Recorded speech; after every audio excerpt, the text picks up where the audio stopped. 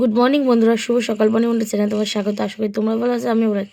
আর আজকে বেরিয়ে পড়েছি সকাল সকাল ঘুরতে যাওয়ার উদ্দেশ্য। তো কোথায় যাচ্ছি তো সেটাই তোমাদের সঙ্গে শেয়ার করি। চলো ভিডিওটা দেখতে থাকো। তো দেখতেই পাচ্ছ বন্ধুরা, আমরা কিন্তু চলেও এসেছি। তো কোথায় এসেছি তোরা দেখেই বুঝতে পারছো, আমরা চলে এসেছি দীঘা।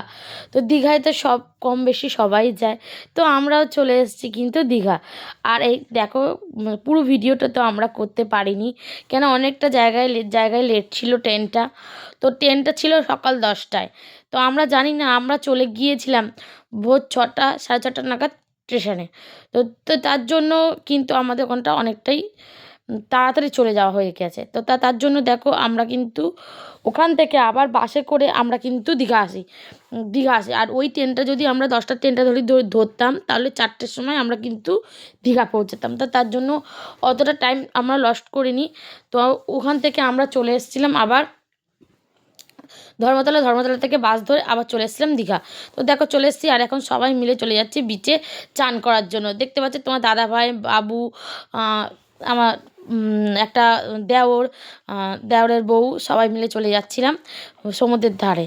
আর তোমার দাদাভাই এখানে কিন্তু ইয়ার্কি করতে করতেই যাচ্ছিল, আর আমরাও কিন্তু ইয়ার্কি করতে করতে সবাই মিলে যাচ্ছিলাম। তো আমরা গিয়েছিলাম ভিডিওটা দেখতে থাকো, দিনটা, আর তোমাদের সঙ্গে ভিডিওটা শেয়ার করতে থাকি। খুব ভিড় ছিল না, দেখতেই পাচ্ছ হালকা হালকা ভিড় ছিল। তো আমাদের ওখানে এখন বাজে আড়াইটে, হ্যাঁ আড়াইটে পৌনে 3টে এরকম বাজে। তো আমরা দীঘার বিচে স্নান করতে এসেছি, দেখতেই পাচ্ছ। আর তোমার দাদাভাই, আমরা সবাই চলে যাচ্ছি। এই দেওরের মেয়ে, আমি, আমার ছেলে, তোমার দাদাভাই, ওই দেখো দাদা রয়েছে, সবাই মিলে চলে যাচ্ছিলাম সমুদ্রের পাড়ে।